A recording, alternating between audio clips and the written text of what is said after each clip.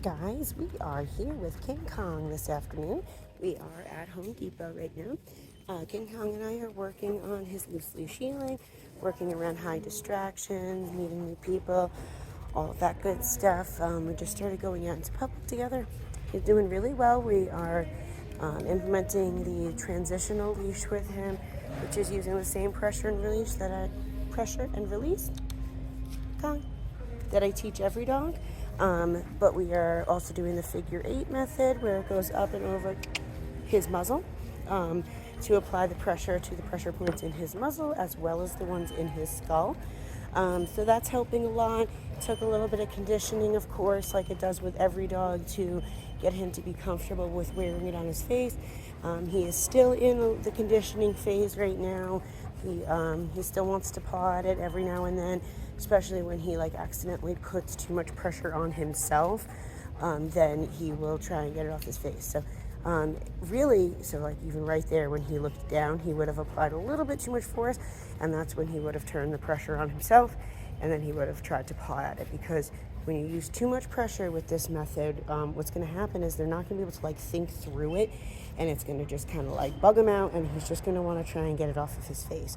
So really, the whole method behind this is having this very, very loose leash and only being able to just use pressure just to tell him to either pay attention or to calm down. So you're going to use red lights, or you're going to use yellow lights, and then you have your green light, right? So, okay, good boy, right? So right there, when he gets ahead of me, what most people want to do is, if I tell you to switch up, you're going to want to close your fist and you're going to pull him around that turn. You don't want to do that. Okay, so that's like teaching him it's okay to run that red light that we just taught him. Red lights, or pressure on the leash, equals go into a calmer state of mind. So right there, he just stopped walking. Had I kept moving and not realized that, I would have gone like this and pulled him, right? And we don't want that ever. So it's really important to make sure you let your leash kind of just rest on your hands, right? Like on the tips of your fingers right here, rather than closing your fist on it, because the only thing that can happen when you do that is pressure just immediately turns on, as opposed to when it's like that, it slides through and there's still looseness until I get to the very end, and then I can go like this and just give them a pop. So a pop is on and off, right? You have to have the off. If you don't do off and you just do a pull, that's a red light, and a red light should only be used when he's, when we need him in that calmer free of mind. Okay, good boy. Yep. So right there, just a pop, just to say pay attention. I don't want to pull him to be like, no, keep moving with me. The whole goal is to get him to pay attention to you, right? So try and use your leash as little as possible and get him to focus on you by doing a lot more turns and zigzags, things like that, to get him to realize he's not focusing on you, he's focusing on something else. So even if you just do a zigzag pattern, what you're going to do is you're going to learn to let this kind of just rest there, because if he's not paying attention when I go like this, right, I'm going to let it slide. Good boy. I'm going to let it slide out. If I was holding it with my fist closed, then I would have pulled him, and that would have defeated the whole purpose of this, right?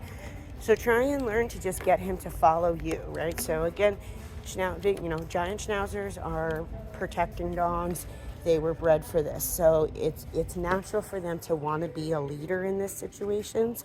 So getting him to realize as much as possible that you're the one that's in control is going to be important. And you're going to do that by giving him a lot of direction to follow, right? So if you're always just walking in a straight line and you're just expecting to always just walk next to you nicely, you're not giving him any mental stimulation. You're strictly giving him physical exercise, and he's just going to get used to walking your pace. But every time you do a turn, you're making him think like, oh, I got to pay attention, right? So if I turn, he's not a good boy. Yes. Good job, Kong. Good boy, King Kong. So left turns are good because, look, it kind of makes him get bumped into a little bit. And it forces him to be like, oh, I got to follow. See how he's already stopping? He's like, oh, right? Like he's getting almost annoyed that he has to follow direction. That's okay. He has to understand the more you make him do, the more respectful he's going to be about you doing little tiny things like that, right?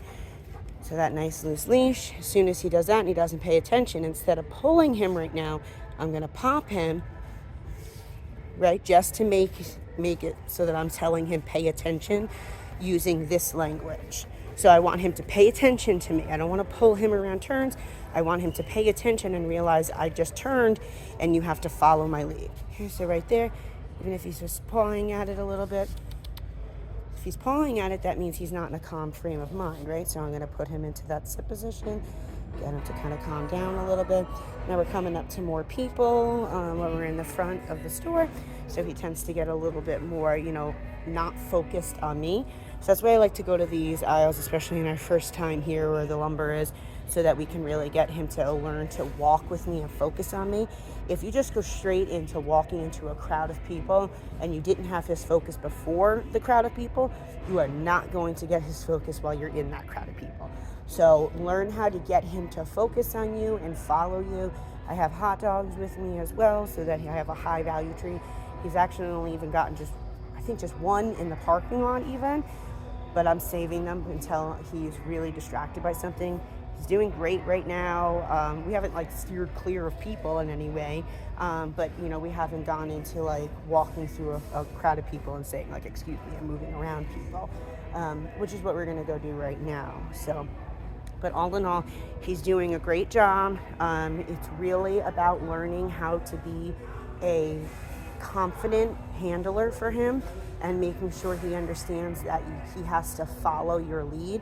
So if you're not giving him direction to follow, he's just going to take the lead, and then if he doesn't do it the way you're imagining it in your head, people in general will tend to get frustrated that they're not listening.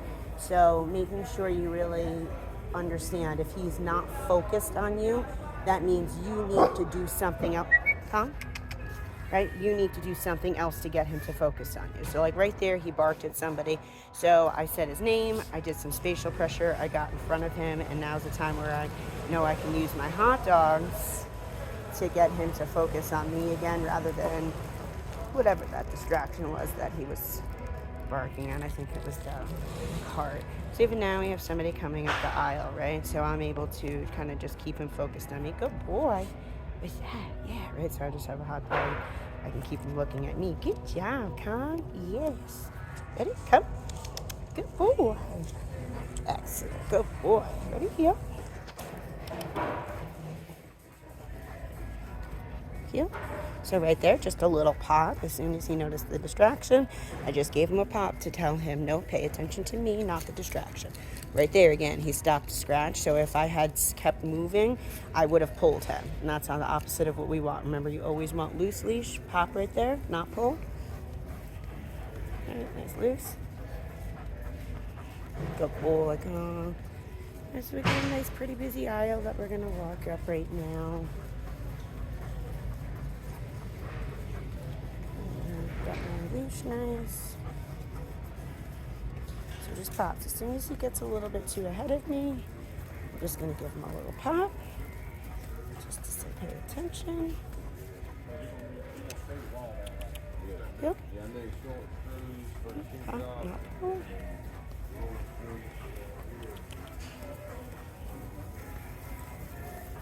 Good boy, buddy.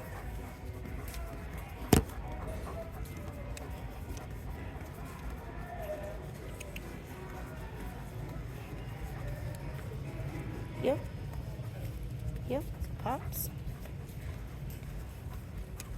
Had I let him marinate in that too long and take the lead and just decide what he wanted to do, he could have very well have barked or tried to pull over to that person, just because they came really close, and he would have gotten excited.